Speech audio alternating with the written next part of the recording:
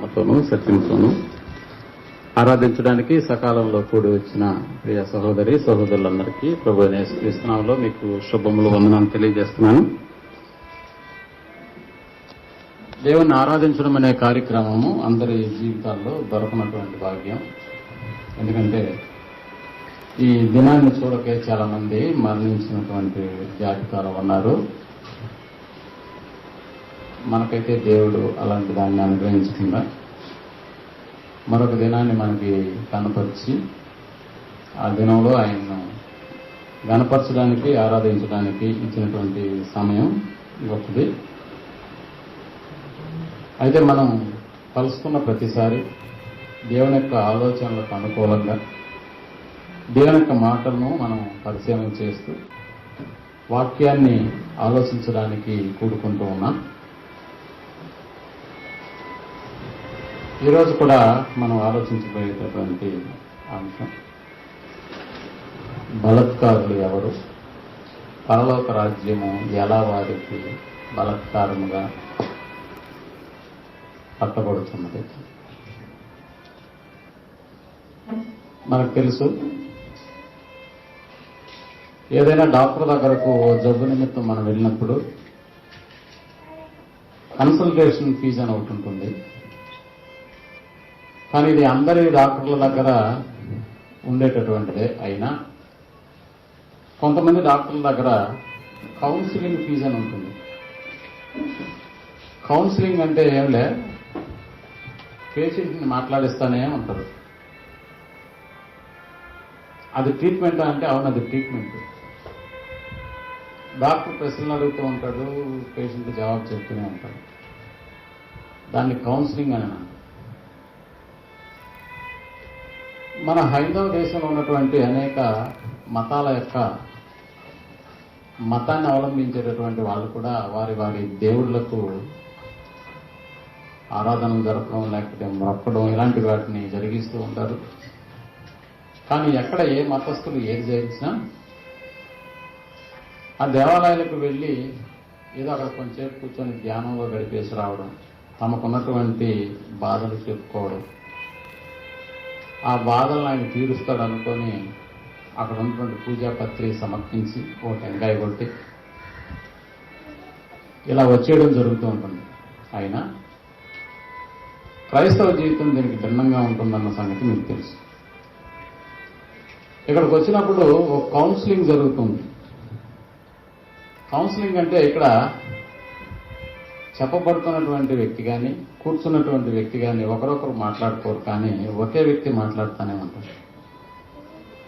ఏం మాట్లాడతాడు అని అంటే దేవుని వాక్యాన్ని గురించి మాట్లాడతాడు. ఈ కౌన్సిలింగ్ లో ఏం జరుగుతుందని అంటే కొంత మార్పు అనేటటువంటిది బయలుదేరుతుంది. ఆ మార్పు చెప్పబడినటువంటి వాక్య ప్రకారం జరిగితే పర్లేదు.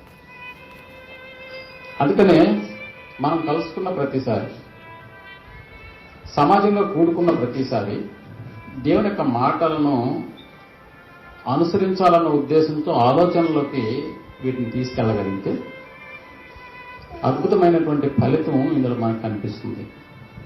అలా కాదు, ఆదివారమే కదా, ఎలాగో ఎప్పుడూ వచ్చేదే కదా, అన్న ఎప్పుడూ చెప్పేదే కదా అని ఒకవేళ మీరు అనుకుంటే ఇది మనసులోకి వెళ్ళదు. చాలా మంది మధ్యలో ఉన్నటువంటి ప్రశ్న ఇది, బలత్కారులు ఎవరు? మనం చదువుకున్నటువంటి లేఖన భాగాన్ని మరొకసారి మనం ఆలోచించగలిగితే మత్తయి రాసిన సువార్త. ఈ సందర్భం దాదాపుగా 3 సువార్తలలో మనకు కనిపిస్తూ ఉంటుంది. అయినా మనం మన పాఠానికి అనుకూలంగా ఎక్కడ ఏది అవసరమో దాన్ని మనం చదువుకుంటూ వెళ్తాం. ముఖ్యంగా 12వ వచనాన్ని మనం ఆలోచించగలిగితే 11వ అధ్యాయం 12వ వచనం మత్తయి రాసిన సువార్త. బాప్తిస్మం ఇచ్చి యోహాను దినములు మొదలుకొని ఇప్పటి వరకు పరలోక రాజ్యము బలత్కారముగా పట్టబడుతున్నది, బలత్కారులు దానిని ఆక్రమించుకొనుచున్నారు.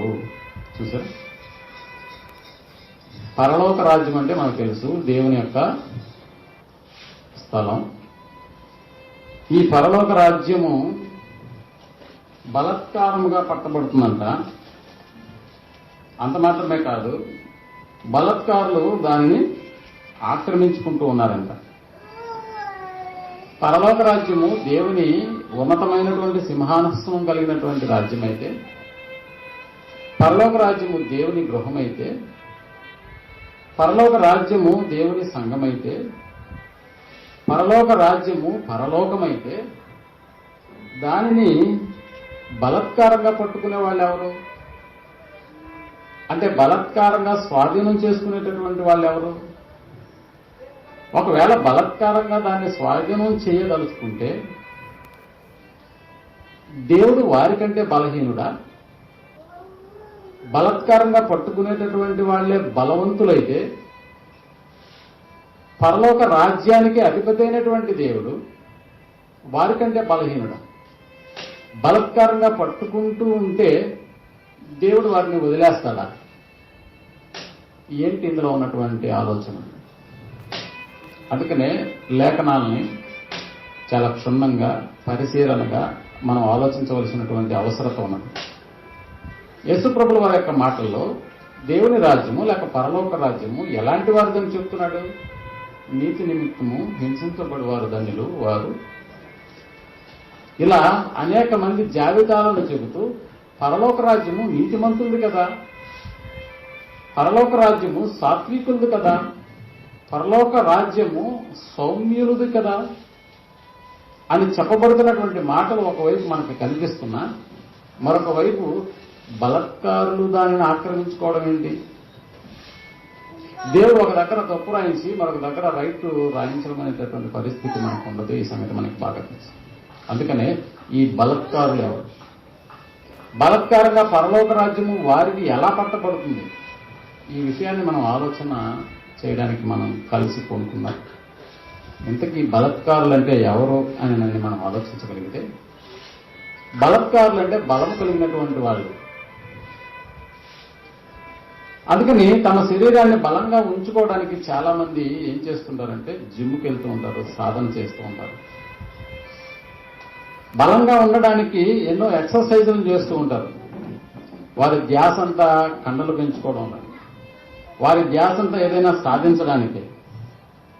అంటే ఇక్కడ బలంగా దృఢంగా ఉండేటటువంటి వాడు బలత్కారం చేయబోతాడా, లేకపోతే బలత్కారిగా లేక బలవంతుడుగా ఉంటాడా అని మనం ఆలోచిస్తే ప్రేమటువంటి వాళ్ళగా, బలం అనేటటువంటిది కండబలం మాత్రమే కాదన్న సంగతి మనకు బాగా తెలుసు.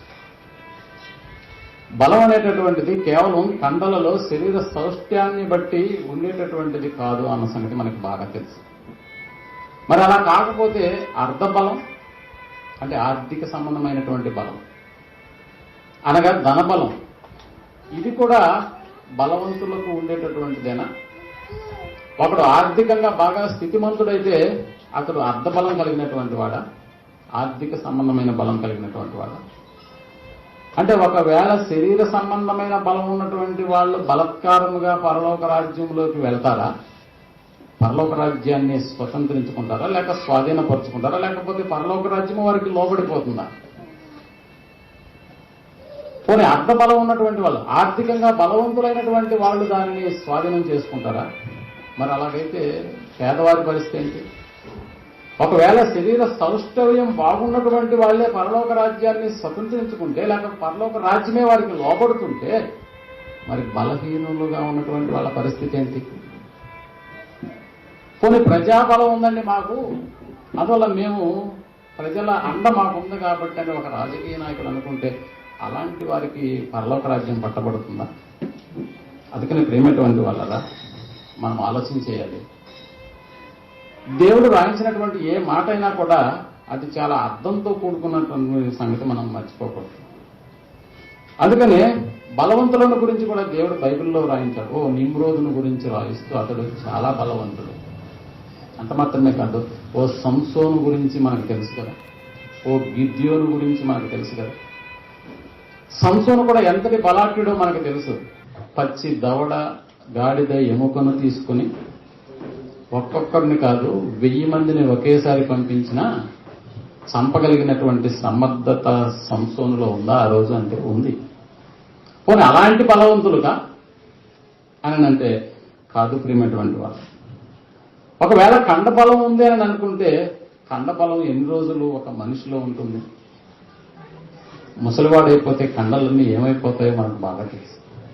కండలు తిరిగినటువంటి సౌష్ఠవ్యాన్ని కలిగినటువంటి ఫోటోలు పెట్టుకుంటారు కొంతమంది. సురేష్ ఇంటికి వెళ్ళినప్పుడు ఒకసారి ఆ ఫోటో తీశాను. ఎంత చక్కగా ఉన్నాడని అంటే పోనీ అలాగే ఉంటాడా? ఉండదు. అందుకని ప్రియమైనటువంటి వాళ్ళరా, ఇంతకీ ఈ బలం అంటే ఏంటి? అందుకని మనం ఆలోచించేద్దాం. అది ఎలాంటి బలం, ఎలాంటి బలం కలిగినటువంటి వారు బలత్కారులు అనబడతారో మనం ఆలోచనలోకి వెళ్తే, బలత్కారులు అనేటటువంటి పదమే మనకి నచ్చినటువంటి పదం ముఖ్యంగా. ఎందుకనంటే బలత్కారులు అనేటటువంటి పదం వెనకాల బలవంతం ఉంటుంది, ఇష్టం లేనటువంటి ఒక పరిస్థితి ఉంటుంది. బలత్కారముగా నా చేత ఆస్తి రాయించుకున్నారు అన్న పదం మీరు విన్నారా? బలత్కారముగా నాకు ఇష్టము లేకపోయినా నన్ను పెళ్లి చేసుకున్నాడు విన్నారా? బలత్కారముగా నన్ను ఏదో చేశాడు అంటే ఒక రకంగా మనం చెప్పాలని అంటే బలత్కారం అనేటటువంటి పదాన్ని విన్నటువంటి మనం దాని గురించి ఎప్పుడు కూడా ఓ నెగిటివ్ ఆలోచన మనలో ఉండిపోయింది. ఎప్పుడు కూడా బలత్కారం. అందుకని ప్రేమటువంటి వాళ్ళరా, పరలోక రాజ్యము బలత్కారుల చేతికి పోవడం ఏంటి? అసలు బలత్కారంగా అది పట్టబడడం ఏంటి? అందుకని మనం అర్థం, బలం ఉన్నటువంటి రాజు బలహీనుణ్ణి బలవంతంగా పట్టుకోవడం మనం చూస్తున్నాం లోకరాజ్యాలు. ఓ రాజుకి మంది మార్బలం ఉన్నా కూడా మరొక రాజుకి అతని కంటే తక్కువ సైన్యం ఉన్నా కూడా ఈ రాజు వెళ్లి ఆ రాజుని బలత్కారంగా పట్టి బంధించేటటువంటి స్థితి లోకరాజ్యాలలో మనం చూస్తూ ఉన్నాం. క్రూరులైనటువంటి రాజులు ఏం చేస్తుంటారని అంటే ఇదిగో బలత్కారముగా ఇతర రాజులను రాజ్యాలను వాళ్ళు పట్టుకుంటూ వారిని ఆక్రమిస్తూ ఉంటారు. ఇలాంటిదా పరలోక రాజ్యం అని అంటే ఏదో బలత్కారంగా వెళ్లి దాన్ని స్వాధీనం చేసుకోవడం అనేటటువంటి కార్యక్రమం ఏమైనా ఉంటుందా? అసలు బలత్కారులు పరలోక రాజ్యాన్ని పట్టడం ఏంటి? ఇది ఏమైనా పరలోక రాజ్యం ఏమన్నా భూమి మీద ఒక చిన్న రాజ్యమా? కొన్ని పరలోక రాజ్యాన్ని పరిపాలిస్తున్నటువంటి దేవుడు ఒకవేళ బలత్కారులు దీన్ని పట్టుకుంటుంటే దేవుడు ఏం చేస్తుంటాడు? కొన్ని చూస్తూ వదిలేస్తూ ఉంటాడా? వారికి వదిలేస్తాడా? లేకపోతే వాళ్లే దేవుని కన్నా గొప్పవాళ్ళ? అందుకని ప్రేమటువంటి వాళ్ళ పరలోక రాజ్యమును నీతిమంతులు స్వతంత్రించుకుంటారు. పరలోక రాజ్యము దేవుని కుమారులు అనబడేటటువంటి వాళ్ళకని మనం ఆలోచన చేస్తున్నాం కదా. యేసు ప్రభుల వారు కూడా అలాంటిదే కదా చెప్తున్నాడు. అయినా బలత్కారులు పరలోక రాజ్యాన్ని పట్టుకుంటే మనలాంటి దీనుల యొక్క బలహీనుల యొక్క పరిస్థితి ఏంటి? అందుకనే ప్రియమైనటువంటి వాళ్ళ ఎలాంటి అనుమానం మనకు రావచ్చు. బలవంతుడే పరలోక రాజ్యానికి వెళ్ళిపోతే, బలవంతులకే దేవుడు పరలోక రాజ్యాన్ని ఇస్తే ఆ బలాలను చూసి దేవుడు కూడా వారి విషయంలో గమ్మువైపు రాజ్యాన్ని దేవుని యొక్క రాజ్యాన్ని వదిలేస్తాడని అంటే లేదు. ప్రేమటువంటి ఒక విద్యార్థికి తనకు ఇష్టమైనటువంటి కోర్సులో తల్లిదండ్రులు చేర్పించిన తర్వాత నాకు పలానా కోర్సు ఇష్టమని అంటే ఆ ఇష్టపడినటువంటి కోర్సు ఎంత కష్టమైనా ఆ పిల్లవాడు చదవడానికే ఇష్టపడతాడు. ఎంత ఇష్టమని అంటే నాకు చిన్నప్పటి నుంచి పైలట్ అవ్వాలన్న ఆలోచన ఉందని అన్నప్పుడు ఇదిగో దానికి సంబంధించిన కోర్సును ఆ బిడ్డకు అందించాడు అనుకుంటే తల్లిదండ్రులు, మరి అది పైలట్ కోర్సు కదా, నువ్వు ఒకసారి విమానాన్ని నడిపేటప్పుడు ఏదైనా ప్రమాదం జరిగితే అక్కడి నుంచి పడిపోయి చనిపోయేటటువంటి ప్రమాదం ఉంది కదా అంటే పర్లేదని అంటాడు. ఎందుకు? తాను ఇష్టపడ్డాడు కాబట్టి. ఒక ఆర్మీలో చేరేటటువంటి యువకుడి యొక్క మనస్తత్వాన్ని మీరు గమనించగలిగితే, ఒరే ఆర్మీ అంటే ఏదో వైట్ కాలర్ జాబ్ కాదు, ఏదో టయానికి ఆఫీస్ లాగా వెళ్లి ఓ ఫ్యాన్ కింద ఏసీ దగ్గర కూర్చొని పనిచేసేటటువంటి పరిస్థితి కాదు. నువ్వెందుకు ఆర్మీలోకి వెళ్లాలని నువ్వు అనుకుంటున్నావో నాకైతే అర్థం కావట్లేదు. ఆర్మీలోకి వెళ్ళినటువంటి వాడు మరలా తిరిగి బ్రతికి వస్తాడా అన్న ఆలోచన ఉంటే లేదు, పర్లేదు, రాకపోయినా పర్లేదు, నాకు ఆ జాబ్ అంటే చాలా ఇష్టం అనేటటువంటి వాడు ప్రాణాలకు తెగించినప్పుడు ఏం చేస్తాడంటే తన ఉద్యోగాన్ని కర్తవ్యాన్ని నిర్వర్తించడానికి ఇష్టపడతాడు. ప్రియమైనటువంటి వాళ్ళను, దేవుని మాటలను నిజంగా మనం ఇష్టపడితే, దేవుని ఆలోచనలకు నిజంగా మనం కనెక్ట్ అయితే, దేవుని యొక్క మాటలను వినడానికి కానీ, దేవుని యొక్క మాటలు అర్థం చేసుకోవడానికి కానీ ఎంత రిస్క్ తీసుకోవడానికైనా మనం వెనుకాడం. అందుకని ప్రియమైనటువంటి వాళ్ళ యేసు ప్రభువుల వారు చెప్తున్నటువంటి ఈ మాట ఎప్పుడు రివర్స్లోకి రావడానికి, ఏదో ఒక దగ్గర ఒక రకంగా చెప్పి మరొక రకంగా చెప్పేటటువంటి పరిస్థితి అయితే బైబిల్లో ఎక్కడా మనకి కనిపించదు. అందుకనే బలత్కారులు.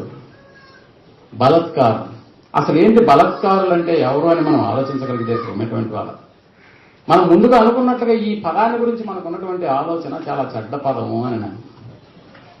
అందుకని దీన్ని చెడ్డ పదంగానే దీన్ని మనం భావిస్తూ ఉంటాం.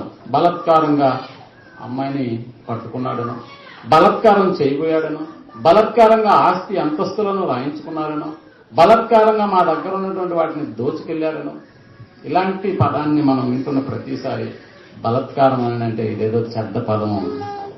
అందుకనే బలత్కారులు అని మాట్లాడుతూ ఆదికాండము 6వ అధ్యాయం 4వ వచనంలో దేవుడు రాయిస్తూ, ఆదికాండము 6వ అధ్యాయం 4వ వచనం, ఆ దినములలో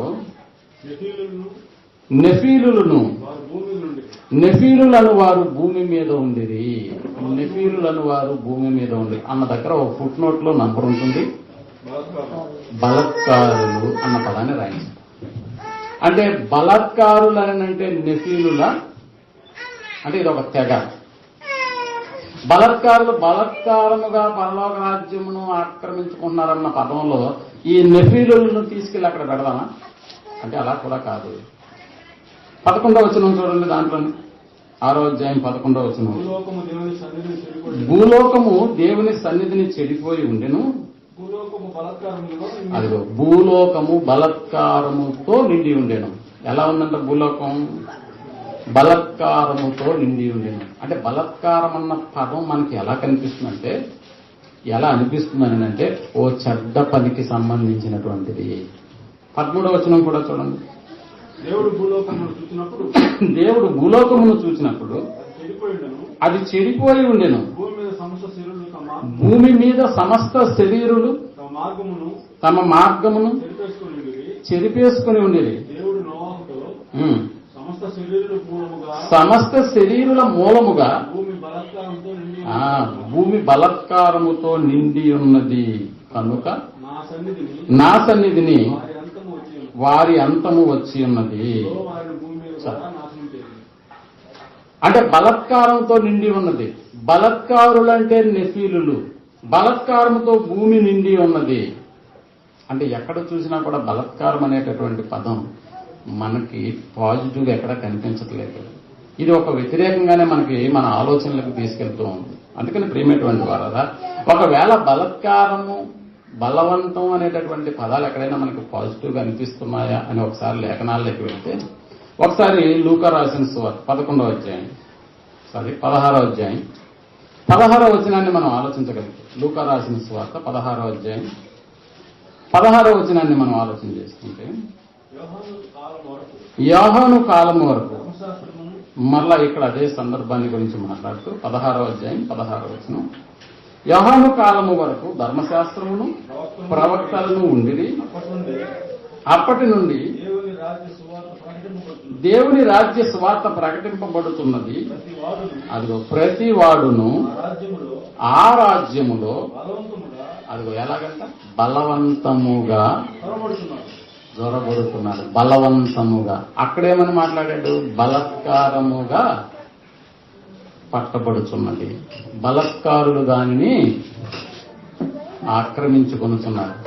ఇక్కడ ఉన్నటువంటి ఈ పదంలో మనం ఆలోచించిన ప్రతి వాడు ఆ రాజ్యములో బలవంతముగా జొరబడుతున్నాడు. బలవంతముగా జొరబడుతున్నాడు అంటే దీన్ని బట్టి బలత్కారులన్నా బలవంతులన్నా రెండు ఒకే అర్థాలు, ఒకే పర్యాయ పదాలుగా మనకు కనిపిస్తుంది. అందుకని ప్రియమైనటువంటి వాళ్ళరా, ఒక అమ్మాయిని బలత్కారం చేశాడన్నా కూడా, ఒక అమ్మాయిని బలవంతం చేశాడనేటటువంటి పదాలు వాడినా కూడా రెండిటికి ఒకే అర్థాన్ని ఇచ్చేటటువంటి విషయం మనకు అర్థమవుతుంది. అందుకనే పరలోక రాజ్యమును బలత్కారులు ఆ రాజ్యంలో జొరబడుతున్నారా అంటే వాళ్ళు బలవంతులుగా ఉన్నట్లుగా తెలుస్తుంది. ఎవరైతే పరలోక రాజ్యాన్ని బలత్కారంగా వెళ్ళిపోతున్నారో వాళ్ళు ఎలా ఉన్నారంట? బలవంతులుగా ఉన్నారు. బలవంతులుగా. ఓ బలమైనటువంటి వాడిని వెనకాల పెట్టి ముందు బలహీనులను పెట్టామనుకో, ఎలా నెట్టికెళ్తాడో మనకు బాగా తెలుసు. అంతటి బలం ఉంటుందా? అవును. జొరబడేటటువంటి ప్రయత్నం చేస్తూ ఉంటాడు ఎప్పుడు కూడా బలవంతుడు. అందుకని ప్రియమైనటువంటి వాళ్ళరా, పరలోక రాజ్యంలో బలత్కారులు జొరపడుతున్నారా అంటే అవును. అంటే వాళ్ళు బలవంతులుగా ఉన్నట్లుగా మనకు తెలుస్తుంది. అంటే వారు బలం కలిగినటువంటి వాళ్ళన్న సంగతి మనం అర్థం చేసుకోగలిగితే బలం కలిగినటువంటి వాడు ఎవరు? ఇంతకీ బలం కలిగినటువంటి వాళ్ళు ఎవరు అని అంటే పోనీ కండబలం ఉన్నటువంటి వాళ్ళ, లేకపోతే మనం ఆలోచించినట్లుగా ధనబలం ఉన్నటువంటి వాళ్ళ, లేకపోతే జనబలం ఉన్నటువంటి వాళ్ళ? ఒకవేళ ఇలాంటి బలాలు ఉన్నటువంటి వాళ్లే అయితే మరి బలాలు లేనటువంటి వాళ్ళ పరిస్థితి ఏంటి? వాళ్ళు దూరంగా ఉండిపోవాల్సిందేనా? అలా కాదు. అందుకని దేవుని యొక్క వాక్యాన్ని మనం ఇష్టపడితే దాన్ని పరిశీలన చేయడానికి, దాన్ని ఆలోచించడానికి ఎంత దూరమైనా మనం వెళ్ళడానికి ఇష్టపడతాము. అందుకని ప్రియమైనటువంటి వాళ్ళరా, బలవంతం అనేటటువంటి పనిని ఒకసారి మనం ఆలోచించగలిగితే మార్కు రాసిన సువార్త 15వ అధ్యాయం 21వ వచనంలో దాని అర్థాన్ని గురించి మాట్లాడుతూ మార్కు రాసిన సువార్త 15వ అధ్యాయం 21వ వచనంలో కురేనీయుడైన సీమోనును ఒకడు పల్లెటూరు నుండి వచ్చి ఆ మార్గమున పోతుండగా ఆయన సిలువను మోయుటకు అతనిని బలవంతము చేసిరి. ఏం చేశారంట? యేసు ప్రభుల వారి సిలువ మోసుకుంటూ వస్తున్న సందర్భంలో కురేనీయుడైన సీమోనును ఒకడు పల్లెటూరు నుండి ఆ మార్గమున పోతున్నప్పుడు కొంతమంది అతన్ని పట్టుకొని వచ్చారంట. ఏం చేయడానికి? సిలువ మోయడానికి ఏం చేశారంట? బలవంతం చేశారు. బలవంతం చేశారు. బలవంతం చేయడం అంటే ఇష్టం లేకపోయినా ఈ పనిని నువ్వు జరిగించు అని చెప్పడం. అందుకని ఇది మనకి ఎప్పుడు కూడా నెగిటివ్ థాట్గానే మనకి కనిపిస్తుంది. అలానే వాక్యం కూడా మనం చాలాసార్లు అపార్థంలాగే చేసుకునేటటువంటి పరిస్థితి ఏర్పడుతుంది. ఎప్పుడు వాక్యాన్ని చదువుకున్నా కూడా కొన్నిసార్లు అపార్థం చేసుకునేటటువంటి పరిస్థితి కూడా మనకి ఏర్పడుతుంది. అందుకని బలత్కారులు జొరబడటం ఏంటండి? బలత్కారులు బలత్కారంగా పరలోక రాజ్యాన్ని స్వతంత్రించుకోవడం ఏంటండి? ఓ నిమ్రోదు లేకపోతే ఓ సంసోను లాంటి వాళ్ళు బలవంతులు కదా, మరి వారికైనా అలాంటిది? లేకపోతే బలత్కారులని అంటే నెఫీలులు కదా, ఒకవేళ వాళ్ళేమన్నా బలత్కారముగా పరలోక రాజ్యాన్ని స్వతంత్రించుకుంటున్నారా అని అంటే లేదు ప్రియమైనటువంటి వాళ్ళ. అందుకని మనం ఆలోచన చేయాలి. ఎవరు బలవంతులు? బలవంతులు దాంట్లో జొరబడుతున్నారని మాట్లాడుతున్నాడు యేసు ప్రభుల వారు లూకా రాసిన సువార్తలో. బలవంతులు దాంట్లోకి జొరబడుతున్నారు. పరలోక రాజ్యంలోకి బలవంతులు జొరబడుతున్నారు. ఏ బలవంతులు అని అంటే బలత్కారంగా ప్రవర్తించి బలత్కారులని పేరు తెచ్చుకున్న నెఫీలులు కాదు, అలాగే కండబలం, బుద్ధి బలం, లేకపోతే మరొక బలం ఉన్నటువంటి అలాంటి బలవంతులు కాదన్న సంగతి మనకు అర్థమైపోయినప్పుడు ఇంతకీ ఎలాంటి బలవంతులు వీళ్ళు? పరలోక రాజ్యంలోకి జొరబడేటటువంటి బలవంతులు ఎవరు? బలత్కారంగా వీళ్ళు పరలోక రాజ్యాన్ని స్వతంత్రించుకున్నా దేవుడు వారి విషయంలో ఎందుకు కామైపోతున్నాడు? అందుకనే బలవంతులు ఎవరో ఇప్పుడు మనకు అర్థం అవ్వాలి. ఒకసారి పరమగీతం 8వ అధ్యాయం 6వ వచనాన్ని మనం ఆలోచించగలిగాం. పరమగీతం 8వ అధ్యాయం, సామెతలు ప్రసంగం తర్వాత పరమగీతం 8వ అధ్యాయం 6వ వచనాన్ని మనం ఆలోచించగలిగితే చూసారా? ప్రేమ మరణమంత బలమైనది అన్నదా. ప్రేమ ప్రేమ మనకు తెలుసు కదా. ప్రేమ అంటే తెలియనటువంటి వాళ్ళు ఎవరూ లేరు అనేటటువంటి భావన నాలో ఉంది, మీలో కూడా అలాగనే ఉంటుంది. ప్రేమను గురించి చాలాసార్లు మనం మాట్లాడుకుంటాం. ప్రేమను గురించి చాలా పాటలే మనం విన్నాం. అందుకని ప్రేమ మరణమంత బలమైంది అంట. మీరు బాగా ఆలోచన చేయాలి. ప్రేమకున్నటువంటి బలం ఎలాంటిదంట? మరణమంత బలం కలిగినటువంటిది. ప్రేమకున్నటువంటి బలం, మరణానికి ఉన్నటువంటి బలం ఎలా ఉన్నాయంటే రెండు సమానంగానే ఉంది. ఎందుకంటే బలాలతో వాటిని పోలిస్తూ ప్రేమ మరణమంత బలమైనది. చాలు. మరణము, దీన్ని బట్టి మరణానికి కూడా ఏముందని మనకు అర్థమైంది, బలం ఉందన్న సంగతి. ప్రేమకు బలం ఉందన్న సంగతి తెలిసింది. అలాగే మరణానికి కూడా ఏముందంట, బలం ఉందంట. ఇప్పుడు మీరు ఆలోచన చేయండి, మరణానికి బలం ఉందా? అవును. ప్రపంచంలో ఎవడు బలవంతుడైనా పర్లేదు, మరణం వాడిని ఏం చేస్తుంది అంటే, ఇప్పుడు మరణానికి బలం ఉన్నట్టే కదా. ఎంత బలం ఉందంటే మరణానికి, ఎంత పెద్ద బలవంతుడినైనా కూడా అది లొంగ తీసుకుంటాడు. అంతేనా? ఒక మైక్ టైసన్ ఉన్నాడు, ఎంత బలవంతుడు. ఒక సంసోనును మనం చదువుకున్నాం కదా, సంసోను కూడా మరణానికి ఏమైపోయాడు, దాసోహం అయిపోయాడు. ఒక నిమ్రోదు, ఒక గిద్యోను, బైబిల్లో ఉన్న ఏ బలవంతుడిని నువ్వు తీసుకున్నా కూడా మరణము వారికంటే బలమైనటువంటిది. మీరు బాగా ఆలోచించేయండి, ఈ మధ్య కరోనా కాలంలో ఎంతమంది బలవంతులు చచ్చిపోలేదు, చనిపోయారు లేదు. ఎంతమంది ఆర్థికంగా బలవంతులుగా ఉన్నటువంటి వాళ్ళు కూడా చచ్చిపోలేదు. ఈ మధ్యనే బల్లి దుర్గా ప్రసాద్ ఎంత జనబలం ఉంది ఆయనకి. ఒక తిరుపతికేనా ఎంపీ, పార్లమెంటు సభ్యుడు. ఆయన చనిపోయిన తర్వాత ఆయన చెబుతూ, ఆయన ఎప్పుడూ ప్రజల్లోనే ఉండేవాడు, ఆయన ప్రజా నాయకుడు. అంటే జనబలం ఉందా? ఉంది. జనబలం ఉన్నా, శరీర బలం ఉన్నా, ఆర్థికంగా నువ్వు బలవంతుడు అయినా, ఏ బలం ముందు నీ బలం అంతా అయిపోతుందని అంటే, మరణం అనేటటువంటి బలం నిన్ను స్వాధీనం చేసుకుంటుంది. మరణం అంత బలమైందా? అవును. లోపల నువ్వు ఎంత పెద్ద బలవంతుడు అయినా పర్లేదు, ఎన్ని కోట్లున్నా కూడా పర్లేదు, అంబానీ తెలుసు కదా, కొన్ని కోట్లకు వారసుడు. కానీ మరణం ముందు ఏమైపోయాడు, బలహీనుడైతే చనిపోయాడు. అందువల్ల మరణం ఎంత బలమైందని అంటే, ఎంత బలాఢ్యునైనా లొంగ తీసుకుంటుంది. ఇప్పుడు ప్రేమ అనేటటువంటిది అంతకంటే బలమైంది అని మాట్లాడుతుంది. ప్రేమ మరణం అంతా బలమైంది అంటే, అంతటి బలమైందే ప్రేమ కూడా. ప్రేమకు కూడా అంత బలం ఉందా? ఉంది. ఇప్పుడు బలవంతం అనేటటువంటి పదం మనం ఇప్పుడు దాకా మనం ఆలోచన చేసినట్లుగా ఓ నెగిటివ్ థాట్లోనే మనకు వచ్చేస్తుంది బలవంతం అనేటటువంటి పదం. అందుకని ఇక్కడ ప్రేమ మరణమంత బలవంతమైనది, ప్రేమ మరణమంత బలవంతమైనది అని అంటున్నాడు. ప్రేమ కలిగి ఉండడం అనేటటువంటి కార్యక్రమం మరణమంత బలవంతమైనది. అంటే నువ్వు ప్రేమ కలిగి ఉంటే నీలో కూడా బలం ఉంటుందన్న సంగతి నువ్వు అర్థం చేసుకోవాలి. ఆ బలం ఎలాంటిది? మరణమంత బలమైనటువంటిది ప్రేమ. అందుకని ఇక్కడ ఒకసారి మనం ఇప్పటి వరకు బలత్కారులు, బలవంతం అనేటటువంటి పదాన్ని ఎలా మనం నెగిటివ్లో ఆలోచన చేశామో, ఒకసారి పాజిటివ్ యాటిట్యూడ్లో ఏమైనా దేవుడు ఎక్కడన్నా రాయించాడా బలవంతం అనేటటువంటి పదాన్ని గురించి మనం ఆలోచిస్తే, ఒకసారి అపోస్తుల కార్యం 16వ అధ్యాయంలో 15వ వచనాన్ని మనం ఆలోచించగలిగితే, అపోస్తుల కార్యం 16వ అధ్యాయం 15వ వచనాన్ని మనం ఆలోచించగలిగితే, ఇక్కడ పౌలు గారు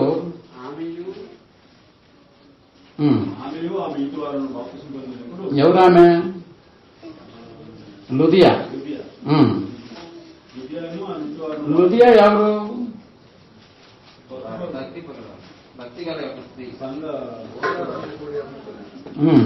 ఓదారంగు పొడి అమ్ముకునేటటువంటి బ్రతికేటటువంటి ఆమె, అదే కదా. అప్పుడు లూదియా 14, అప్పుడు లూదియా అయిన దైవభక్తి గల ఒక స్త్రీ వినుచుండిన, ఆమె ఉదారంగ పొడిని అమ్ము తుయత్తరై పట్టణస్థురాలు. ప్రభు ఆమె హృదయం తెచ్చిన కనుక పౌలు చెప్పిన మాటలు ఎందు లక్ష్యముంచెను. ఆమె ఇంటి వారును బాప్తిస్మము పొందినప్పుడు ఆమె, నేను ప్రభువునందు విశ్వాసము గలదానిని కదా అని మీరు ఎంచితే, ఇది బాప్తిస్ కార్యక్రమం అన్నీ అయిపోయిన తర్వాత పౌలుతో మాట్లాడుతున్నటువంటి మాట, మీరు ఎంచితే నా ఇంటికి వచ్చి యుండుడని మమ్మును ఏం చేసిందంట? బలవంతం చేసిందంట.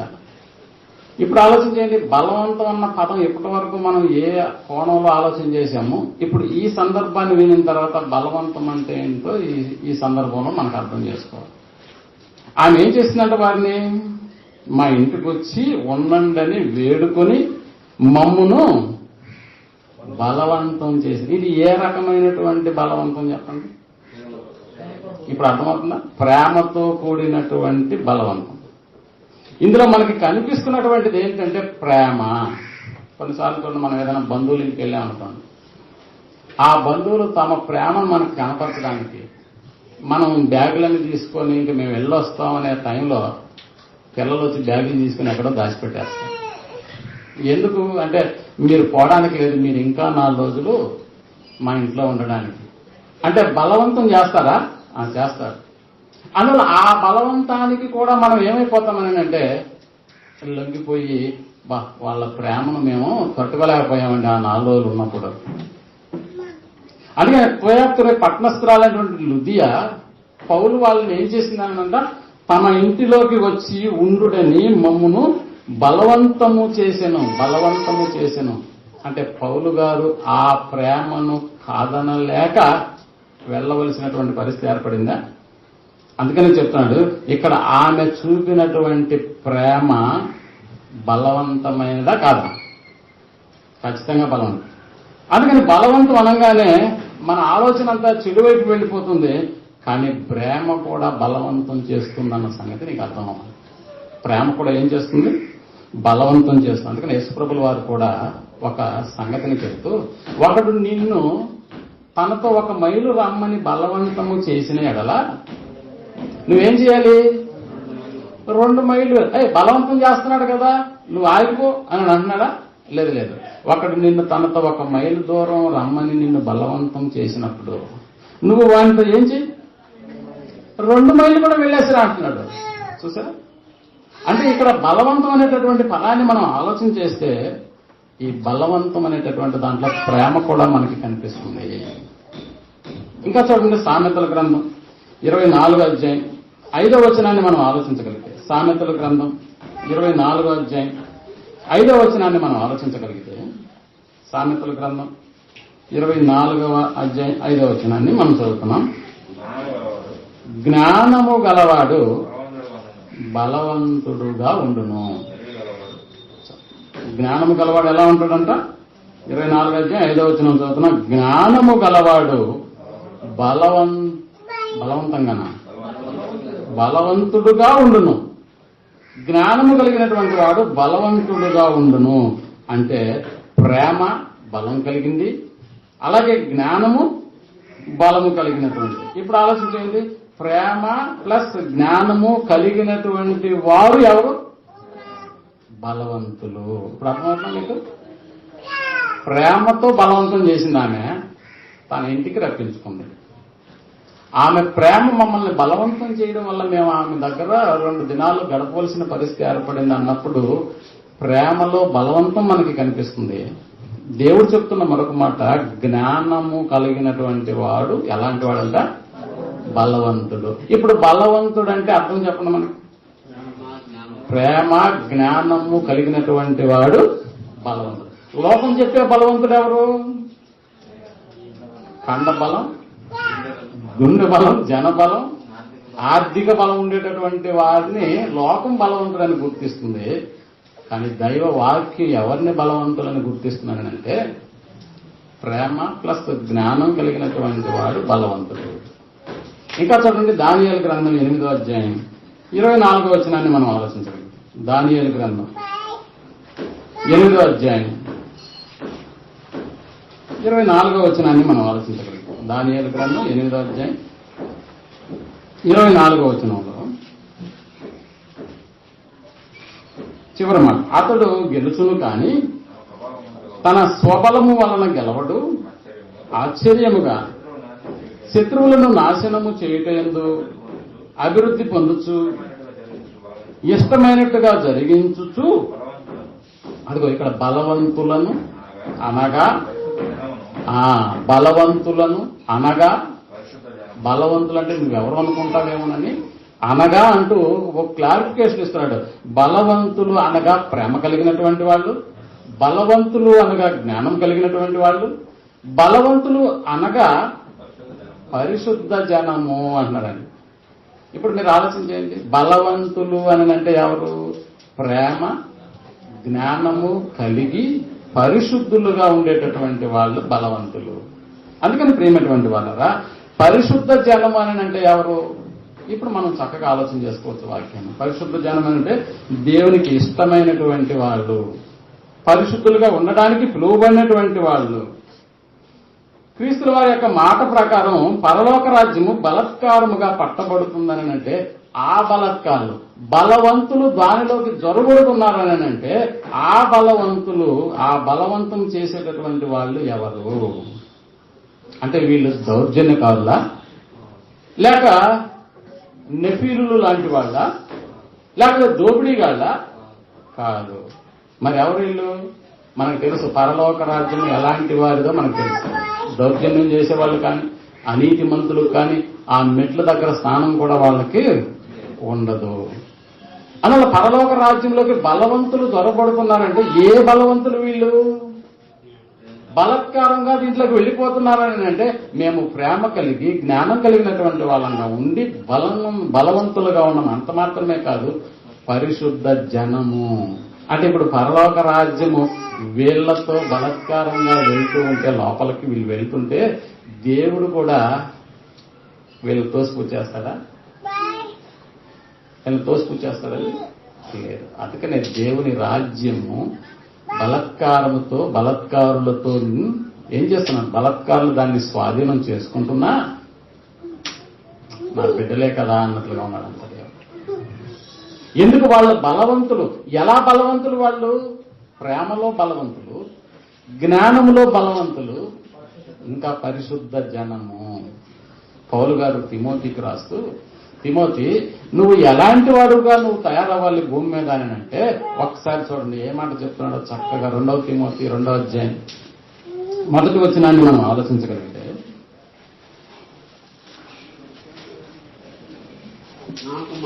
నా కుమారుడా క్రీస్తు యేసునందున్న, అదిగో క్రీస్తు యేసునందున్న కృపచేత నువ్వు కూడా ఎలాంటి వాడుగా తయారవ్వాలి? బలవంతుడువు కమ్ము అన్నాడు. బలవంతుడువు కమ్ము, బలవంతుడువు కమ్ము. కాబట్టి సాతాను కూడా బలవంతుడే కదా. బలవంతుడైనటువంటి సాతానుని సైతం దేవుడు పరలోకంలో నుంచి ఎక్కడికి పడేశాడు? తీసుకెళ్లి పాతాళ లోకంలోకి పడేసేసాడు కదా. మరి బలత్కారులను మళ్ళా పరలోక రాజ్యంలోకి ఎలా తీసుకెళ్తాడు? ఒకవేళ బలత్కారులు వాళ్ళు స్వాధీనం చేసుకుంటే దేవుడు ఎలా కమ్ముకుంటాడని మనం డౌట్ రావచ్చు. బలవంతుడైన సాతాన్నే తీసుకొచ్చి పాతాళంలో పడవేసినటువంటి దేవుడు బలముతో కూడినటువంటి ప్రజలని అంటే పరిశుద్ధ జనము. మనకు తెలుసు కదా, లోకంలో ఉన్నటువంటి ధనవంతుడు కూడా చాలా గొప్పవాడు కదా. అతడు ఊదారంగు బట్టలు ధరిస్తూ ఏం చేసినాడంటే ప్రతి దినము సంతోషిస్తూ ఉండేటటువంటి ధనవంతుడిని కూడా దరిదాపులు కూడా రాణించాడా దేవుడు పరలోక రాజ్యం కంటే? లేదు. అగ్ని జ్వాలలోకి పంపించాడు తప్ప తానున్నటువంటి లోకపు ఛాయలకు కూడా రానివ్వకుండా చేసినటువంటి పరిస్థితి మనకు తెలుస్తుంది. అందుకని లోకంలో భూమి మీద అంగబలం, అర్ధబలం లేకపోతే జనబలం కలిగినటువంటి వాళ్ళు బలవంతులు కాదన్న సంగతి మనం అర్థం చేసుకోవాలి. అందుకని ప్రేమటువంటి వాళ్ళరా, దేవుని జ్ఞానం, దేవుని ప్రేమ కలిగినటువంటి వాడు బలవంతుడు. తనకున్న ప్రేమ అనేటటువంటి బలం చేత, తనకున్న జ్ఞానం అనేటటువంటి బలం చేత పరలోక రాజ్యంలోకి ప్రవేశిస్తున్నాడు. బలవంతంగా ప్రవేశిస్తున్నాడు. బలవంతుడు ప్రవేశిస్తున్నాడు పరలోక రాజ్యంలోకి. అందుకు వారిని దేవుడు కాదనలేకపోతున్నాడు. ఎందుకంటే వీళ్ళు బలం కలిగినటువంటి వాళ్ళు. ఏ విషయంలో? ప్రేమ విషయంలో. ఏ విషయంలో బలం కలిగి ఉంది? జ్ఞానం విషయంలో కలిగి ఉన్నారు. అందుకని ప్రేమటువంటి వాళ్ళరా, కారణం వాళ్ళు ప్రేమ కలిగినటువంటి జనులు కాబట్టి, వారు జ్ఞానం కలిగినటువంటి జనులు కాబట్టి బలవంతంగా దాన్ని ఆక్రమించుకుంటున్నారని అంటే అది వారు చూపించేటటువంటి ప్రేమ. ప్రేమ ఎంత బలమైందనంటే మరణం అంత బలమైందా? అవును. ఒక లూదియా పౌలు గారిని బలవంతం చేసింది ప్రేమ చేత. తన ఇంటికి రమ్మని భోజనం పెట్టింది ప్రేమటువంటి వాళ్ళకు. అందుకని కాదనలేకపోయాడు పరిశుద్ధ జనం. వారు చూపించేటటువంటి ప్రేమను కూడా దేవుడు కాదనలేక ఆ రాజ్యాన్ని వాళ్ళకి అప్పగిస్తున్నాడు అంటే అవును ప్రేమటువంటి అందులో ఆ విధంగా వాళ్ళు పరలోక రాజ్యాన్ని స్వతంత్రించుకుంటున్నారు అని అంటే అవును. అందుకే దేవుడు వారిని కాదనలేక ఆ రాజ్యాన్ని వారికి అప్పగిస్తున్నట్లుగా ఉంది. అయితే ప్రేమటువంటి వాళ్ళరా దౌర్జన్య కాండం జరిగించేటటువంటి వారికి ఇది జరగదా అంటే దొరకదు. అందుకని తిమోతికి రాస్తూ, తిమోతి నువ్వు కూడా ఎలా ఉండాలి ఈ జీవితకాలంలో అంటే క్రీస్తు యేసునందు నువ్వు కూడా ఎలా ఉండాలి? బలవంతుడు కావాలి. ఇప్పుడు ఆలోచించండి, పరలోక రాజ్యంలోకి పోయేవాడు ఎలా ఉండాలి? పరలోక రాజ్యంలోకి బలవంతంగా జరపడాలన్నా వాడు ఎలాంటి వాడై ఉండాలి లోకంలో అంటే బలవంతుడై ఉండాలి. ఏ విషయంలో బలవంతుడై ఉండాలి? జ్ఞానం విషయంలో, ప్రేమ విషయంలో, పరిశుద్ధ జనంగా ఉండేటటువంటి విషయంలో. ఇప్పుడు ఇలా బలవంతుడుగా ఉండాలి. ఇంతకీ మన సంగతిని మనం ఆలోచిస్తే మనము బలవంతులమా బలహీనమా? మనం ఎలాంటి స్థితిని మనం కలిగి ఉన్నాం ఈ లోకంలో? బలవంతులుగా ఉన్నామా? తిమోతికే ఒక సలహా ఇస్తున్నాడు పౌలు గారు అంటే నువ్వు బలవంతుడు కావాలి తిమోతి. ఏ విషయంలో బలవంతుడు కావాలి? అంగబలం కాదు, అర్ధబలం కాదు, మంది బలం కాదు. ఓ ప్రేమ, జ్ఞానము, పరిశుద్ధ జనమనేటటువంటి విషయంలో నువ్వు బలవంతుడు కావాలి. క్రీస్తు యేసునందున్న కృప చేత నువ్వు బలవంతుడు కావాలి. నిజంగా ప్రేమటువంటి వాళ్ళరా బలవంతుడైతే ఎన్ని సౌకర్యాలు, ఎన్ని సౌలభ్యాలు ఉంటాయో మనకు బాగా తెలుసు. బలవంతుడంట ఏం చేస్తున్నాడో కూడా యేసుప్రభుల వారు చెబుతూ 12వ అధ్యాయం మత్తయి రాసిన సువార్త ఓ చక్కటి ఉపమానాన్ని చెప్తున్నాడు యేసుప్రభులు. బలవంతుడైతే ఎలా ఉంటుంది అని. ఎందుకు మనల్ని కూడా ఒకనాడు తిమోతికి చెప్పినటువంటి మాట ఈనాడు కూడా దేవుడు మనల్ని హెచ్చరిస్తున్నాడు. క్రీస్తు యేసునందున్న కృప చేత మనమందరం కూడా ఎలా ఉండాలి? బలవంతులుగా ఉండాలి. బలవంతులుగా ఉండడం అవసరమా? మనం ఖచ్చితంగా అవసరమే. ఎందుకు బలవంతులుగా ఉండాలి అని దేవుడు రాయిస్తున్నాడో ఒకసారి మత్తయి రాసిన సువార్త 12వ అధ్యాయం 22వ వచనాన్ని మనం ఆలోచించగలిగితే, దయ్యం పట్టిన గుడ్డివాడు ఒక్కడికి ఏమున్నాయంట? దయ్యం పట్టింది. దయ్యం ఆల్రెడీ ఎవరిని పట్టింది? ఆ దయ్యము ఆడు గుడ్డివాడు, మోగవాడు. మామూలుగా కాళ్ళు చేతులు బాగున్నవాడిని దయ్యం పడితేనే పట్టలేనటువంటి పరిస్థితి. అలాంటి వీడు గుడ్డివాడు, మోగవాడు. అలాంటి వీడికి దయ్యం పట్టింది. మోగవాడు మాట్లాడేటట్టు శక్తి చూపులు కలవాడాయన. అందుకు ప్రజలందరూ విషయం ఉంది. ఈయన దావీదు కుమారుడు కాదా? చెప్పుకొని చూడండి. ఏడు ఆ సందర్భంలోకి గుడ్డివాడును మోగవాడునైన ఒకడికి దయ్యం పడితే ఆ దయ్యం పట్టినటువంటి వాడిని యేసునందుకు తీసుకొస్తే యేసుప్రభుల వారు ఆ దయ్యాన్ని వదలగొట్టినప్పుడు జనులు ఏమనుకుంటున్నారు? ఇతడు అందుకు ప్రజలందరూ విస్మయం ఉంది, ఈయన దావీదు కుమారుడు కాడా అని చెప్పుకొనుచూ ఉండిరి. పరిసయ్యులు ఇది విన్నారు. ప్రజలలో ఒక అద్భుతమైనటువంటి కార్యక్రమం జరిగించిన యేసుప్రభుల వారి యొక్క క్రియను బట్టి ప్రజలు ఏమనుకున్నారంటే ఇతడు దావీదు కుమారుడు కదా, అంటే ఈ మెస్సియా ఈయనేనేమో అనే ఒక ఆలోచన యేసుప్రభుల వారికి అనుకూలంగా వెళుతున్నటువంటి దినాలలో పరిసయ్యులు దాన్ని అడ్డుకట్ట వేయడానికి ఆస్తున్నారు. అదే మీరు అనుకున్నట్లుగా ఈ మెస్సియా ఇతడు కాదు అని చెప్పడానికి ఎలాంటి మాటలు చెప్తున్నారో ఆ పరిసయ్యులు ఆ మాట విని మీరు అనుకున్నటువంటి ఆలోచన కలిగినటువంటి వాడు కాదు యేసు, ఏదో దయ్యం పట్టినటువంటి వాడిని వదలగొట్టినంత మాత్రాన మీరు ఆయన్ని ఏం చేస్తున్నారు? ఇతను దావీదు కుమారుడు కాదా, ఇతను మెస్సియా కాదా అని మీరు ఎత్తేస్తున్నారు. అసలు వీడు ఎలాంటి వాడంటే దయ్యములకు అధిపతి బెయల్జెబూల వలననే. అసలు వీడు దయ్యాన్ని ఎల్లగొట్టాడు కదా, దేని వల్ల ఎల్లగొట్టాడో తెలుసా మీకు?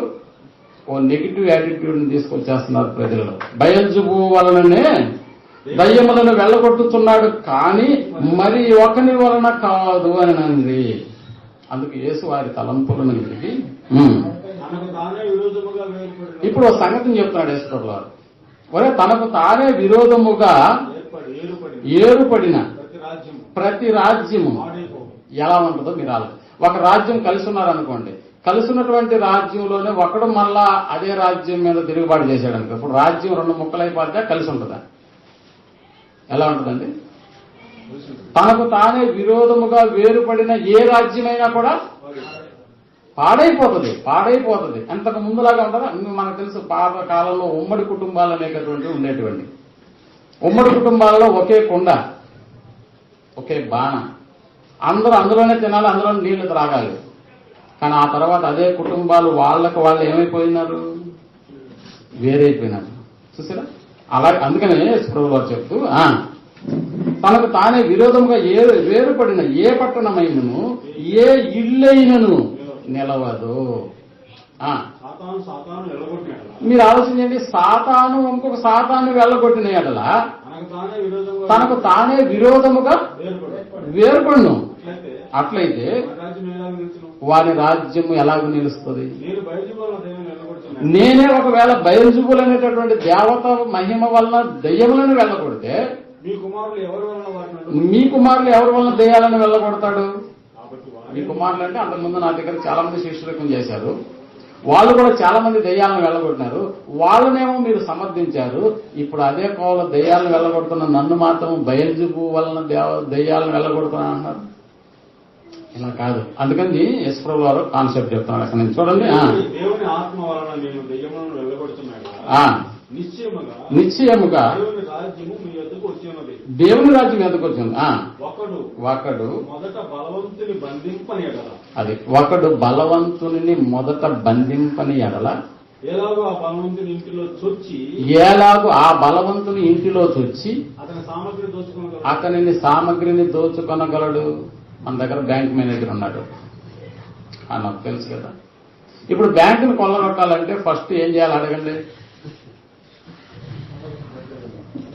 ఆనోక్ని ఏం చేయడు? ఆనోక్ నీ ట్రిప్స్ చెప్తా అన్న ముందు దేని మొన్న అంటున్నాడు, అన్న ఎప్పుడైనా బ్యాంకు పరిసర ప్రాంతాల్లోనే ఇల్లు తీసుకో ఉండాలి మేము అని. ఎందుకు అని అంటే ఏ ఎలుగు పోయి ఏ వైర్ కలిపెట్టినా సౌండ్ వచ్చేస్తూ ఉంటుందండి. అక్కడ చుట్టుపక్కల అంతా సౌండ్ వచ్చేస్తూ ఉంటుంది. అందుకని ఒకరు వెళ్ళి మళ్ళీ దాన్ని ఆఫ్ చేసుకుంటూ ఉండాలంట.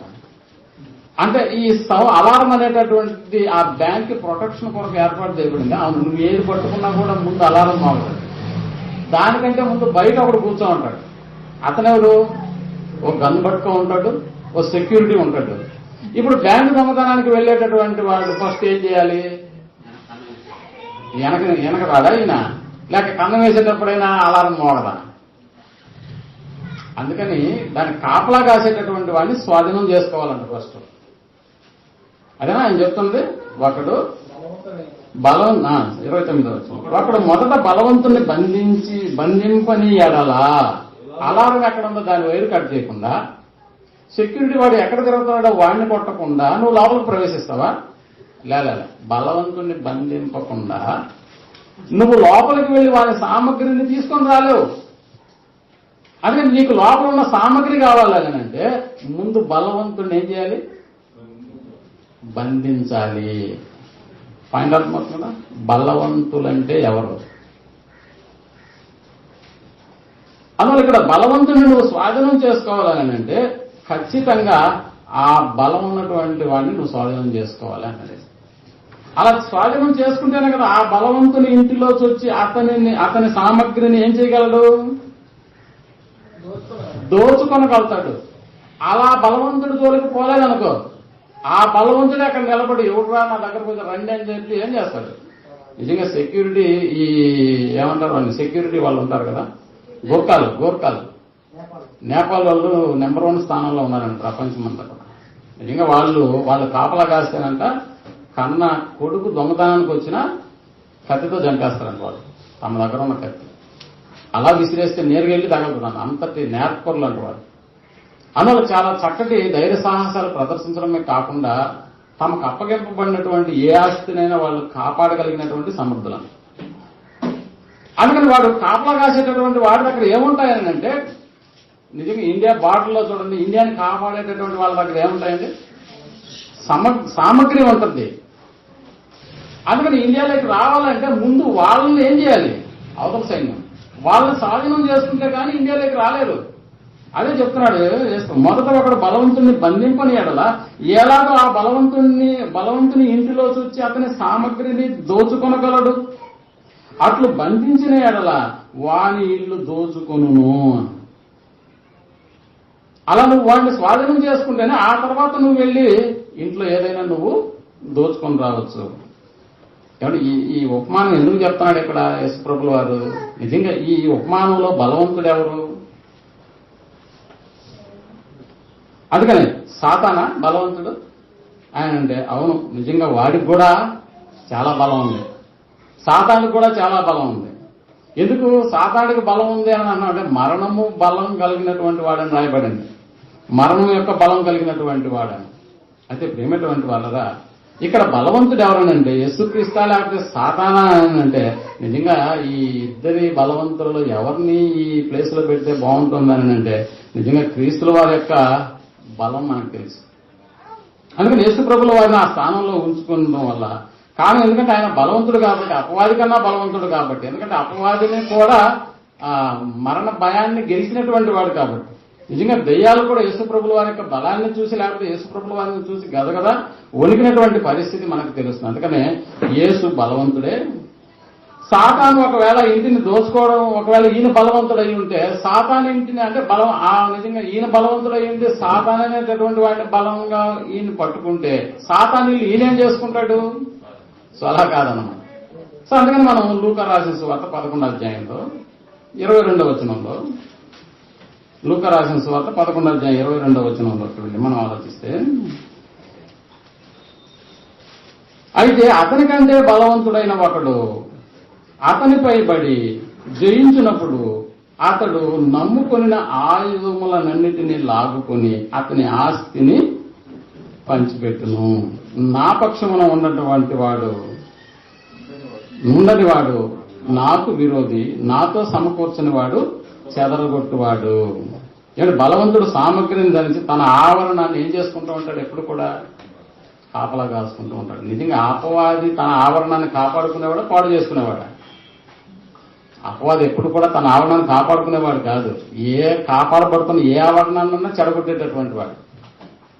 సో ఇక్కడ బలవంతుడుగా ఉండేటటువంటి స్థితిని ఒకనాడు పౌలు గారు తిమోతికి చెప్తూ, నువ్వు బలవంతుడుగా కావాలి తిమోతి అని అన్నప్పుడు, ఇదిగో బలవంతుడికి ఉన్నటువంటి సామగ్రి ఏది? తన ఇల్లును కాపాడుకోవడానికి అని అంటే దేవుని ద్వారా బలవంతుడుగా ఉన్నటువంటి వాడికి దేవుడు కొన్ని సామగ్రిని ఇచ్చాడు కాపాడుకోవడానికి. ఏ సామగ్రి అది? ఒక్కసారి ఎఫెసీయులకు రాసిన పత్రిక 6వ అధ్యాయం 13వ వచనంలో నుంచి వెళ్ళి మనం ఆలోచించగలిగితే, ఎఫెసీయులకు రాసిన పత్రిక 6వ అధ్యాయం 13వ వచనంలో ఎలాంటి ఆయుధాలను నీ దగ్గర ఇచ్చాడో అందుచేత మీరు ఆపద్దినమందు వారిని ఎదిరించుటకు సమస్తమును నెరవేర్చిన వారై నిలవబడుటకును శక్తిమంతులగుటకును దేవుడిచ్చు సర్వాంగ కవచమును ధరించుకొనుడి. ఏమిచ్చాడు సర్వాంగ కవచము? ఒక బలవంతుడు తన ఆయుధములను ధరించుకొని తన ఆవరణమును ఏం చేయాలి? ఇప్పుడు కాపాడుకోవాలా. తన ఆవరణం అంటే తన ఇంటిని, ఇల్లు అంటే సంఘము, సంఘానికి శిరస్సు క్రీస్తు. సో ఇప్పుడు యేసు ప్రభుల వారు దేవుని ప్రజలను కాపాడడానికి, ప్రజలను దేవుని వైపుకు మళ్లించడానికి దేవుని పక్షాన వచ్చి దేవుని పని జరిగిస్తూ ఉంటే మొదటి శతాబ్దంలో ఆయనను నిర్వీర్యం చేయడానికి ఈయన మెస్సియా కాదు, అసలు ఈయన దయ్యాలను వెళ్ళగొట్టేది దేవుని శక్తి వలన కాదు, బయలుచుకునేటటువంటి ఒక దేవత వలన అనని యేసు ప్రభు వారు చేస్తున్న ప్రతి పనికి వీళ్ళు ఏం చేస్తున్నారు? ఆటంకం చేస్తున్నారు. అందుకనే చెప్తున్నాడు యేసు ప్రభు వారు, ఒరే బలవంతుడైన నన్ను మీరు పట్టుకుంటేనే కానీ నా తర్వాత ఎవరిని పట్టుకోలేరు? దేవుని ప్రజలను అంటే నా బిడ్డలను మీరు పట్టుకోలేరు అని చెప్తాను. అందువల్ల మీరు నన్ను స్వాధీనం చేసుకోలేరు. ఫస్ట్ నన్ను స్వాధీనం చేసుకోకుండా ఇదిగో సంఘాన్ని మీరు ఎలా పాడు చేయగలుగుతారు? ఒకరిని దేవుని వద్దకు రానివ్వకుండా ఎలా మీరు అడ్డుకుంటారు? అందుకనే మొదటి శతాబ్దంలో అయితే యేసు ప్రభుల వారు నిలబడ్డాడు, కానీ ఆ తర్వాత కాలాల్లో ఆయన మరణించి తిరిగి లేచి వెళ్ళిపోయాడు కదా. ఇప్పుడు వంతు కాపాడుకోవడానికి దేవుడు మనకే అవకాశం ఇచ్చాడు. అందుకనే మన ఆవరణాన్ని మనమే కాపలా కాసుకునేటటువంటి ఒక స్థితిలోనికి రావడానికి ముందుగా మనం బలవంతులను చేస్తున్నాడు. ఏ విధంగా? ప్రేమ, జ్ఞానం, పరిశుద్ధత అనేటటువంటి వాటి విషయంలో మనల్ని బలవంతుల్ని చేసినటువంటి దేవుడు ఈ బలవంతుడికి ఏముంటే ఇంకా బాగా కాపాడుకోగలుగుతాడు? సర్వాంగ కవచాన్ని ఇస్తున్నాడు. ఎలా ఉందా సర్వాంగ కవచము? ఎలాగనగా మీ నడుమునకు సత్యం అనే దట్టి కట్టుకుని నీతి అనేటటువంటి మైమరుపు తొడుక్కుని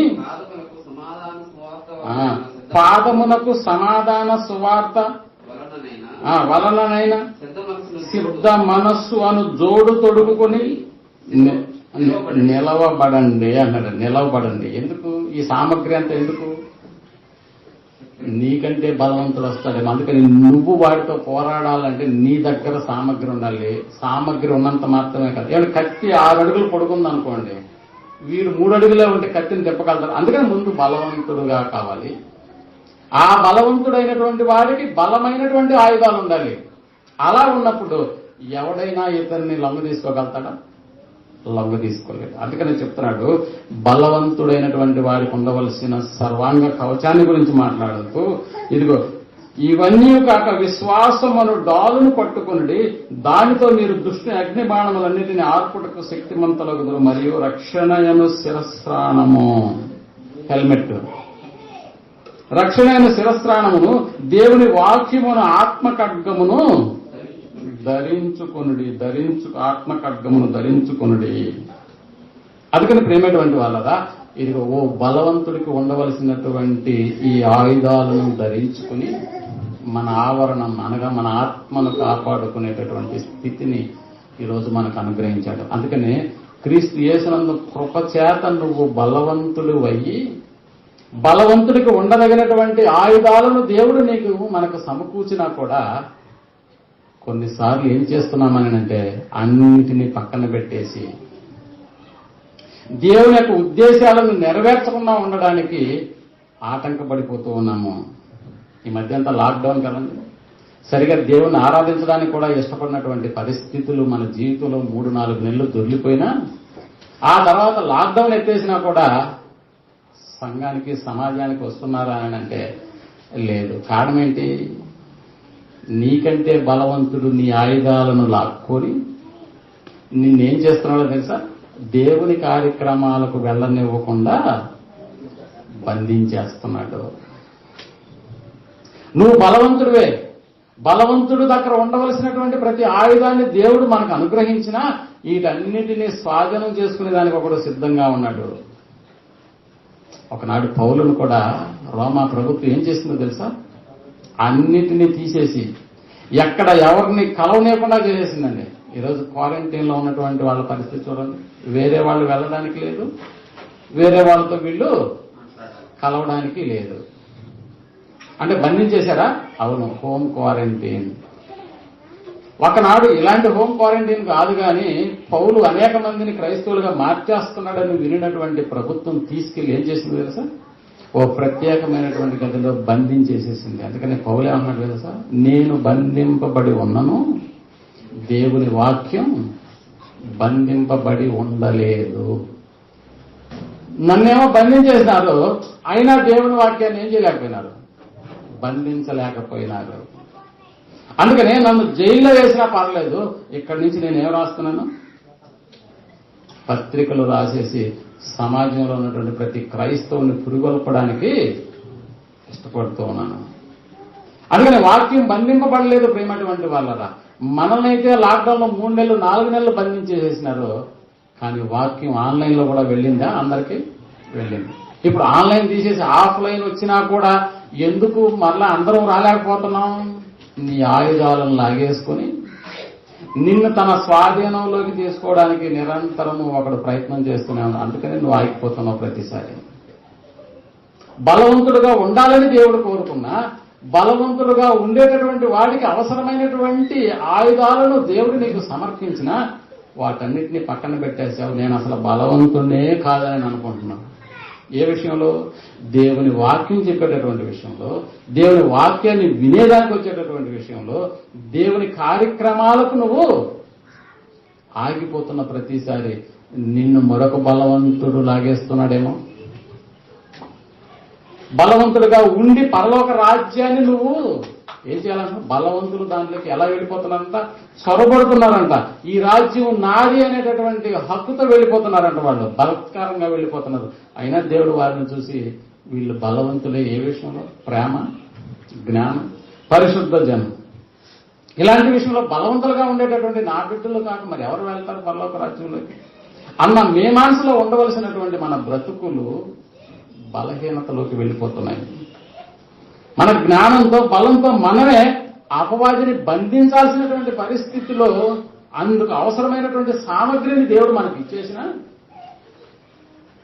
అపవాదికి బందీలైపోతూ ఉన్నాము. నిజంగా వాడిని బంధించాలి.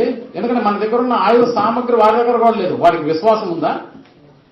రక్షణ శిరస్నానం ఉందా? ఉందా అండి? సత్యమైన దట్టి ఉందా?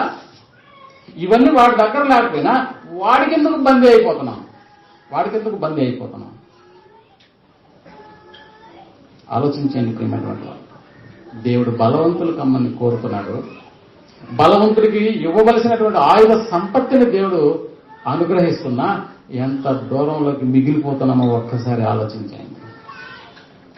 కరోనా వస్తే 2వ రోజు, 3వ రోజు, 4 రోజులు లెక్క పెట్టుకోవాల్సిన స్థితి ఈనాడు మనుషులది. అరే రాత్రి బాగున్నాడండి, ఉదయాన్నే క్వారంటైన్కి వెళ్ళాలి, అంతా సిద్ధం చేసుకున్నాడు డాక్టర్ గారు. పాజిటివ్ అని వచ్చేసింది, ఇక రేపు వెళ్ళి జాయిన్ అయిపోవాలి, ఆ హోమ్ హాస్పిటల్ క్వారంటైన్లకు వెళ్ళిపోవాలి. రాత్రికి చనిపోయాడు. బలవంతుడు స్వాధీనం చేసుకున్నాడా? అవును. నువ్వు బలహీనుడిగా ఉన్నప్పుడు స్వాధీనం చేసుకుంటావు. నీ ఆయుధ సంపత్తి ఏమైంది? నీ రక్షణ శిరస్త్రాణం ఏమైంది? దట్టి ఏమైంది? స్వార్థ వలనైన సమాధాన సిద్ధ మనస్సు ఏమైపోయింది? ఆ జోడి ఎక్కడ వదిలేసావు? ఆయుధ సంపత్తిని ఏం చేసుకుంటున్నావు? ఈరోజు ఓ బుధవారం రాలేకపోతున్నాం, ఓ ఆదివారం కూడా సమయానికి రాలేకపోతున్నాం అని అంటే బలవంతుడు నిన్ను బలహీనుడిగా మార్చేశాడా? బలవంతుడు అయినటువంటి నువ్వు నీ ఆయుధ సంపత్తితో పోరాడాల్సింది పోయి వాటిని నువ్వు దాచిపెట్టేశావా? అమ్మో శిరస్త్రాణం లేదే అని అనుకుంటున్నావా? ఇదిగో ఆత్మ ఖడ్గం అనేది కూడా లేదా? ఎప్పుడో కానీ ఆదివారమో లేకపోతే బుధవారమో కానీ దీని బయటికి దేన్ని? ఖడ్గాన్ని, 2 అంచులు గల ఖడ్గాన్ని. అది కూడా మర్చిపోయామా? అవును మర్చిపోయాం. అందుకని ప్రియమైనటువంటి వాళ్ళరా, అపవాది ఏం చేస్తాడో తెలుసా? ముందు బలవంతుడు వాడి ఆయుధ సంపత్తిని స్వాధీనం చేసుకుంటాడు. ఆ బలవంతుణ్ణి లొంగ తీసుకుంటాడు. అప్పుడు ఇల్లు స్వాధీనం చేసుకుంటాడు. ఇల్లు మనమే దేవుని ఇల్లు. అంటే మనల్ని స్వాధీనం చేసుకోవాలంటే ముందు బలవంతులుగా ఉన్నాడా లేదో చూసుకుంటాడు వీడు. అమ్మో ఏ విషయంలో బలవంతుడు? అపవాది ఆలోచన ఎలా వెళుతుందో తెలుసా? వీడు బలవంతుడే, కానీ ఏ విషయంలో? అమ్మ డబ్బు ఉంది కాబట్టి వీడు ఏమనుకుంటున్నాడు? నేను అర్ధ బలం కలిగినటువంటి, అర్ధ బలం అయితే పర్లేదు, వీడు మనోడే అనుకుంటాడు. పోనీ జనబలం, అమ్మ వీడు కూడా మనోడే. మరి కండబలం, వీడు కూడా మనోడే. కానీ ఏ బలం అంటే నచ్చదు? ప్రేమ, జ్ఞానం అనేటటువంటి బలం, పరిశుద్ధ జనం అనేటటువంటి బలం ఉంటే అమ్మో అటైతే వీడి మీదనే మనం టార్గెట్. వీడిని లొంగ తీసుకుంటే కానీ వీడి ఆత్మ ఎక్కడికి రాదు? మనం ఉన్న ప్రాంతానికి రాదు. అపవాది ఆలోచన. అందుకని ప్రియమైనటువంటి వాళ్ళరా, బలవంతుణ్ణి ఒకడు ముందు లొంగ తీసుకుంటే కానీ వాడి ఇల్లు ఎలా స్వాధీనం చేసుకోలేమో, అపవాది నిరంతరము బలవంతుడు ఉన్నటువంటి మనలను కూడా టార్గెట్ చేస్తూ ఉంటాడు. అందుకని మనం కూడా ఏమైపోతుంటామంటే మన ఆయుధాలన్నీ, నాతో నీకెందుకు పోరాటం, ఈ ఆయుధాలన్నీ తీసేసుకో అని వాడికి సమర్పించేసి వాడి పక్షాన్ని మిగిలిపోతూ ఉంటాను. అలా చేయడానిక ఒకనాడు తిమోతికి నువ్వు బలవంతుడు కావాలని పౌలు కోరుకున్నది, ఈనాడు కూడా మనం కూడా బలవంతులను కావాలని దేవుడు కోరుకుంటున్నది అలాంటి దానికోసమా? లేదు ప్రియమైనటువంటి వాళ్ళు. మా వాడికి బలం రావాలని హార్లిక్స్, బూస్ట్, బోర్నవిటా, ఇంకా పాలు, తేనె ఏం కావాలో పెడుతున్నారంట. కానీ అసలైన బలాన్ని ఇచ్చేటటువంటి దైవ వాక్యాన్ని మాత్రం అందించడంలో విఫలమయ్యారు. తల్లిదండ్రులారా, మీరు ప్రభు యొక్క శిక్షలోను బోధలోను వారిని ఏం చేయాలంట? పెంచాలి. మా వాడు హైట్ పెరగట్లేదని కాంప్లాన్ పెడతావా? లేదు. బోధ శిక్ష వాడిని ఏం చేస్తాయో తెలుసా? పెరిగేటట్లు చేస్తాయి. అందుకనే బలవంతులు ఉన్నది. నువ్వు బలవంతుడుగా ఉండి ఆ బలమైన ఆయుధాలను ధరిస్తే నీ ఇల్లు ఎవరి స్వాధీనం కాదు. ఎందుకంటే నువ్వు బలంగా ఉంటావు, నువ్వే నీ ఇంటికి కాపలా కాస్తూ ఉంటావు. అందులో ప్రేమటువంటి వాళ్ళు ఒకసారి ఆలోచించండి. బలత్కారులు, బలము కలిగినటువంటి వాళ్ళు బలత్కారంగా పరలోక రాజ్యం వారికి పట్టబడుతుందని అంటే అలాంటి వారి కొరకే పరలోక రాజ్యం ఉందన్న సంగతిని మనం జ్ఞాపకం చేసుకోండి. అలాంటి బలవంతులుగా మనం ఈ లోకంలో ఉండాలన్నది దేవుని యొక్క ఆలోచన. అలాంటి బలవంతులమైన మనకు దేవుడిచ్చి సర్వాంగ కవచాన్ని ధరించుకుని ఎంతటి బలవంతుడైన అపవాదిని సైతం మనం ఏం చేయాలని అంటే వాడిని బంధించేసేసేయాలి. మనం బంధించబడ్డా కూడా వాక్యాన్ని మాత్రం బంధించకుండా చూసుకోవాలి. వాక్యాన్ని ఎప్పుడు అందించడానికి ఇష్టపడాలి. అందులో ప్రేమటువంటి వాళ్ళ మన అపవాది ఏం చేస్తుంటాడని అంటే ఇదిగో నీ వల్ల ఆరాధన కూడా జరగకూడదు, నీ వల్ల తరగతికి కూడా నువ్వు రాకుండా చేయాలనేటటువంటి ఆలోచన నిరంతరము చేస్తూనే ఉంటుంది. అందుకని తిమోతి నువ్వు యుద్ధమే చేయాలి ఎప్పుడు కూడా. ఎవరితో ఆ యుద్ధం? కంటికి కనిపించినటువంటి శత్రువు. అలాంటి యుద్ధంతో కంటికి కనిపించినటువంటి ఆయుధ సంపత్తిని దేవుడు మనకు అనుగ్రహించినప్పుడు ఎన్ని రోజులు బతుకుతామో తెలియదు. బ్రతికినన్ని రోజులు ఇలా బ్రతికి చనిపోవడమే మన ముందున్నటువంటి తక్షణ కర్తవ్యం. అందుకని ప్రేమటువంటి వాళ్ళ బలత్కారులు అంటే బలము కలిగినటువంటి వాళ్ళు.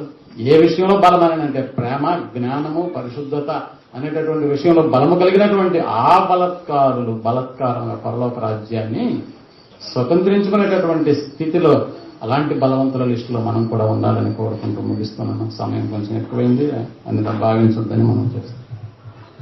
ప్రార్థన చేసుకున్నాం. దయగలిగిన మా కన్న తండ్రి, పరలోక రాజ్యాన్ని గురించి తండ్రి బలవంతులు అయినటువంటి స్థితిని గురించి, ఏ విషయంలో బలవంతులుగా ఉండాలో అనేటటువంటి మాటల గురించి నీ బిడ్డలకు వివరించి ఈ బోధ మాకు మేము బోధించుకోవడం కాదు, కానీ ఇంకా అనేక మందికి ఈ యొక్క మార్గంలోకి తీసుకురావడానికి కావలసిన అనుకూల పరిస్థితులు ఈ యొక్క వాక్యం ద్వారా మాకు బుద్ధి కలిగి మేము వేటిని ధరించుకుని వేటిని మేము బంధించాలనేటటువంటి విషయంలో కూడా మీరు మాకు కలిగించినటువంటి విధానాన్ని బట్టి మీకు వందనాలు చెల్లించుకుంటూ మీరు ఇచ్చినటువంటి వాక్యాన్ని మా హృదయాల బదిలిపరుచుకుని అలాగే మేము మా జీవితంలో ప్రవర్తించలాగా సహాయం చేయగలని కోరుకుంటూ ప్రార్థనలు మా రక్షకుడైన యేసుక్రీస్తు నామములో అడిగి వేడుకొంచున్నాము తండ్రి.